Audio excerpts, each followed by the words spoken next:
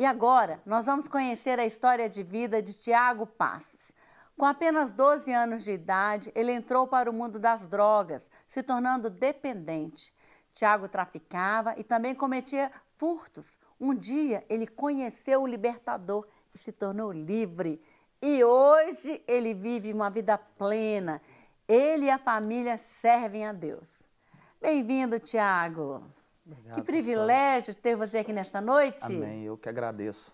Imagina, eu sei que Deus vai falar através de você e vai abençoar muita gente. Amém. E aí, agora me conta, como é que começou a história do Tiago Passos, que tem um nome grandão que se tornou Tiago Passos? Isso, né? Na verdade é o Wellington Tiago de Souza Passos. Aham. Aos 12 anos conheci o mundo das drogas, Sim. né?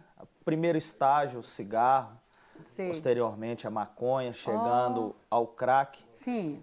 Aliás, a cocaína, né? Aham. E me envolvi com torcida. Dentro disso foi, né, a criminalidade desenvolvendo, Sei. muitos problemas dentro da família, mas o Senhor, em sua infinita misericórdia, nos atraiu com Deus é cordas bom, de amor. né, Tiago? Maravilhoso. E então a sua família não conhecia Jesus, você não tinha uma referência de não. família. Dentro da minha família, eu sou o único. O primeiro. Único. Isso, o primeiro. Aham. O primeiro. Aham. O primeiro de, acredito que todos, né? Eu creio, sim, você tem Amém. uma promessa, né? Amém. Sim. Agora, ô Tiago, você, essa coisa toda, os seus pais, eles não percebiam que você estava se envolvendo com as...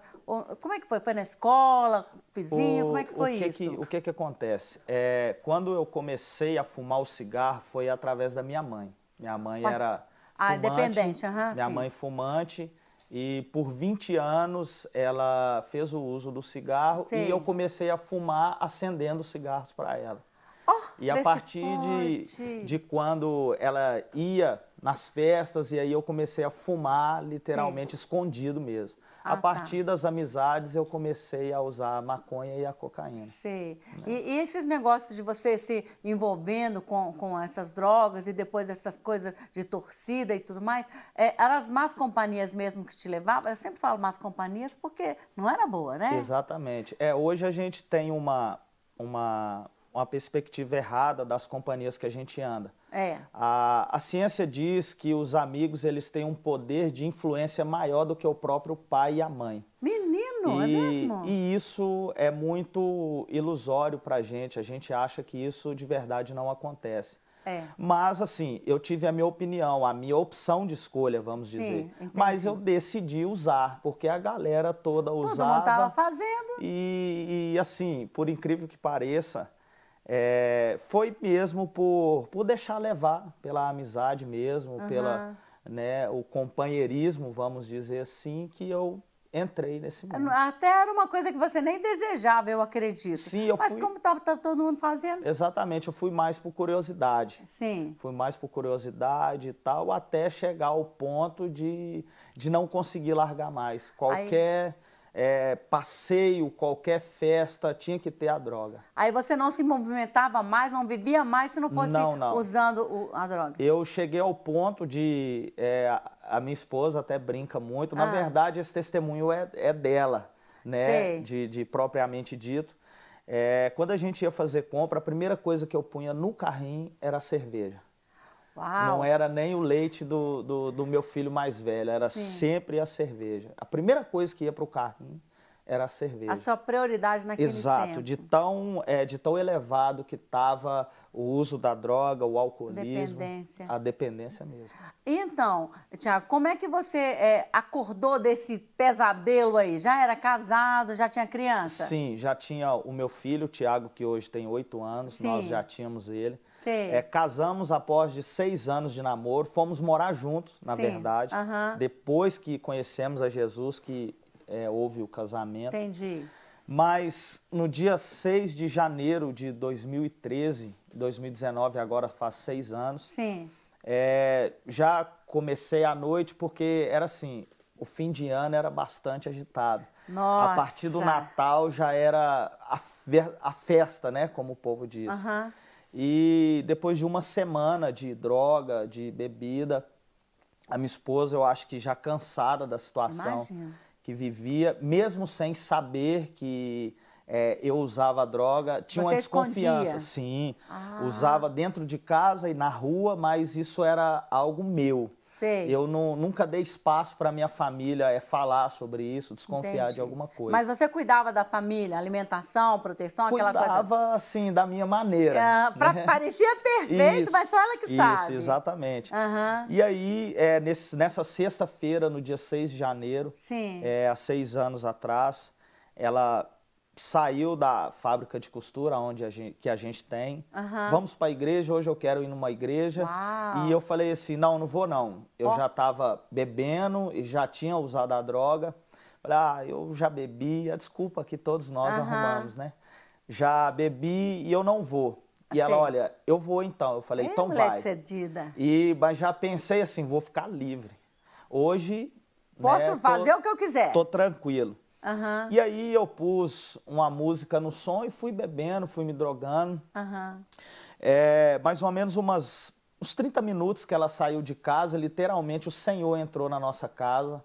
E dentro disso houve uma guerra espiritual em que eu entrei dentro de um desespero dentro de casa, chorava mesmo, ao mesmo tempo que eu usava a droga e eu bebia a cerveja, abria a lata de cerveja só de apertar ela com a mão. Uau. E aquela guerra mesmo até um certo ponto de eu bater o joelho no chão, prostrado mesmo, e dizer, Senhor, se é o Senhor que está me chamando, sustenta, porque sem a droga eu não consigo viver mais. Meu Deus, e a partir desse momento eu levantei, tomei um banho, chamei o meu filho, dei nele um banho, arrumei a casa, fiz uma janta, um franguinho com batata. Passou um tempinho, ela chegou, com os olhos inchados de tanto chorar. É mulher de oração poderosa. E falou comigo assim, uai, mas você não tá bebendo, o que que houve? Aconteceu alguma coisa? Eu falei, senta aqui que eu preciso te falar.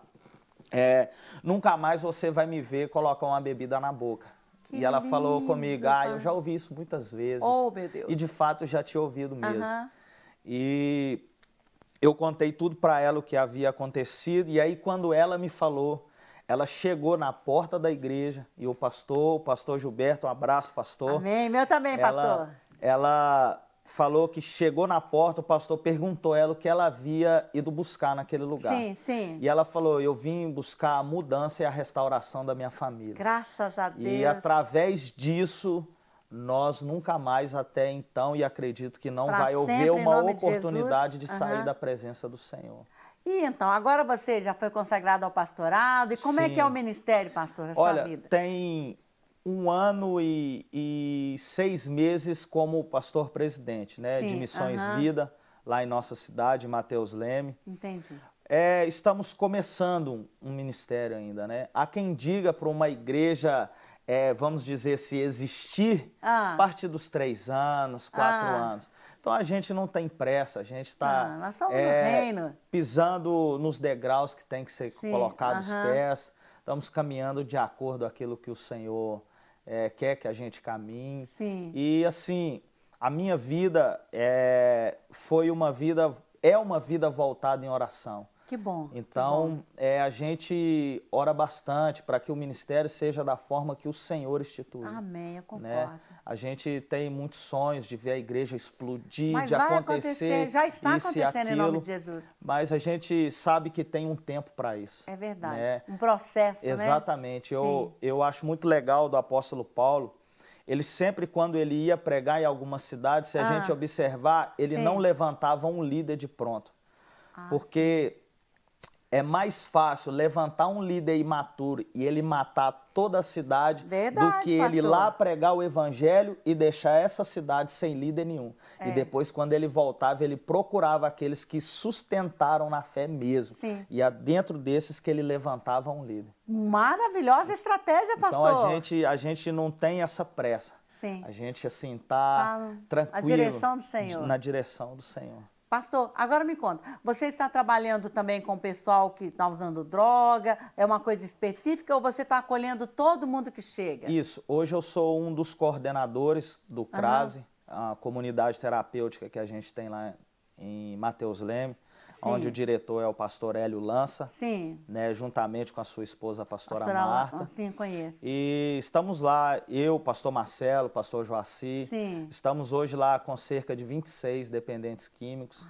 E a gente percebe que, na verdade, o problema dessas pessoas não é nem a droga. Por mais que seja um vício que Sim. destrói toda a família. Sim. Mas em 98% dos casos que nós temos dentro do CRASE, a dependência da droga, ela surgiu por causa de problemas na família. Eu acredito nisso, pastor. Por causa de problemas na família. Sim. Então, hoje, a maior batalha que a gente tem, talvez não seja nem contra a cocaína, contra o crack, o uso em geral da droga, mas sim tentar, de alguma forma, reestruturar a família. Porque a pessoa, o dependente, ele está lá dentro. Ele ouve a palavra de Deus o dia inteiro, ele ora, ele jejua, ele busca, ele tem a sua rotina toda.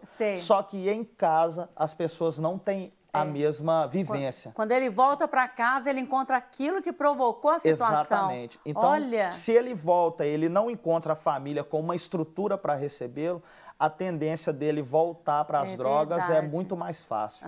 Então, é esse o grande problema que a gente tem hoje dentro da dependência química. E como pastor e na igreja, você já está ensinando às famílias isso, né? Sim, claro. Essa revelação que veio ao seu coração, não é mesmo, exatamente. pastor? Hoje nós entendemos que para tudo ir bem, nós precisamos estar bem dentro de casa. É a base de todas as coisas, não é mesmo, Ainda pastor? que muitas pessoas não acreditem que a família é a base, né, central das coisas, o reino dos céus nos diz isso. É verdade. Né? O princípio de Deus é a família.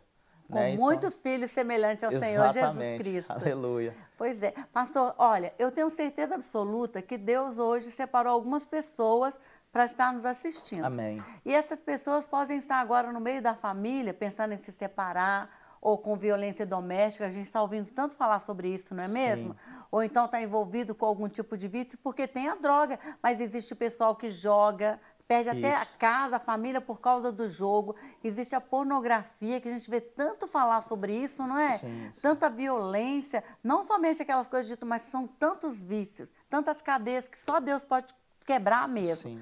Então, eu gostaria, pastor, que nessa câmera 9, você aconselhasse tanto a esse que está entrando no vício, como esse que é pai, mãe.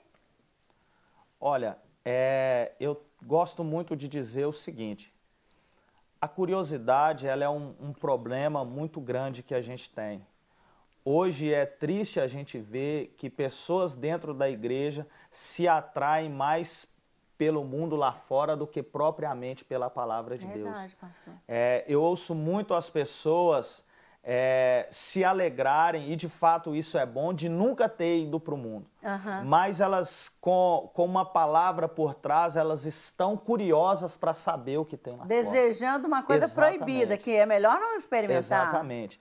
E isso traz uma destruição tão grande para as famílias que a minha esposa chegou ao ponto, em uma oração, dizer para o Senhor: Senhor, ou o Senhor muda, ou eu vou tirar a vida dele.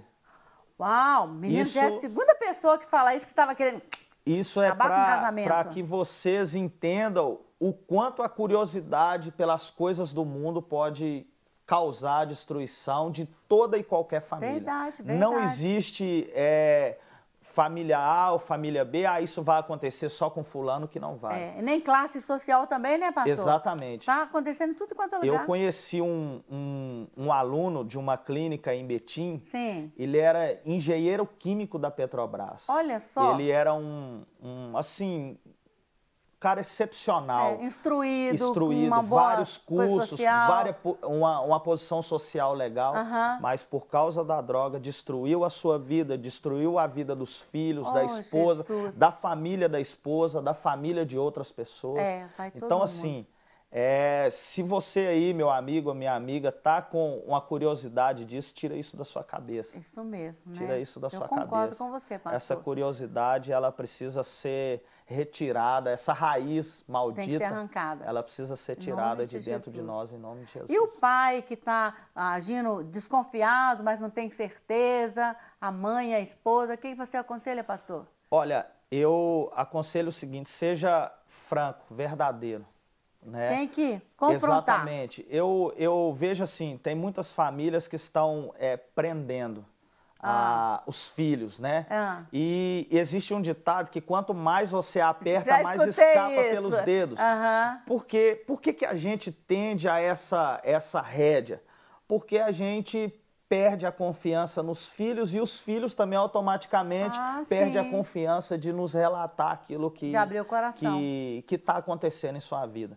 Então, você pai ou mãe, ou até mesmo você filho, confie nos seus pais, pais confiem nos seus filhos, façam com que os seus filhos adquiram uma confiança em você, seja de fato um pai, seja de fato a mãe. Porque o que a palavra diz, ensine o seu filho no caminho, né, que se deve andar. Então, se a gente ensiná-lo só de palavra, a gente vai sempre querer que ele fique próximo. E nunca vai dar uma liberdade e ele vai saber que precisa ter um certo limite para essa liberdade. Mas se ensina de exemplo, pode confiar que o menino vai fazer o que é certo. Exatamente. Pastor, eu amei ouvir seu testemunho. Dou glórias a Deus pela sua vida. Louvado seja. Sim, eu tenho certeza que Deus falou através de você às pessoas que nos assistem. Agora nós vamos orar. Convido você a orar conosco também, né? E muito obrigada, viu? Amém. Eu que agradeço. Amei conhecer sua esposa, as crianças, Tiaguinho, que está assistindo também, né? Tá ali, meu filhão. Isso mesmo, já está aprendendo com o pai. Sim. Adorar o Senhor. Muito obrigada, viu, Eu que agradeço, pastora. Amém. Bom, agora eu tenho um convite para você, minha amiga. Toda terça-feira, na Igreja Batista da Lagoinha, às 3 horas da tarde, nós temos a nossa reunião do Chá com Deus. É para todas as mulheres e será um prazer recebê-la. Eu e toda a equipe do Chá com Deus aguardamos por você. Conto com você e te aguardo lá, tá certo? Vamos orar? Você ouviu? Deus é poderoso para fazer infinitamente mais. Então, creia. É hoje, é agora a hora do milagre. Feche seus olhos, coloque a sua mão sobre a minha e vamos falar com o Pai. Pai, nós te adoramos. Nós te rendemos louvor e graças, porque sabemos que somente o poder do Senhor poderia libertar, Senhor, o Tiago e transformar a vida dele de tal forma que ele se tornou um pastor, um homem segundo o teu coração.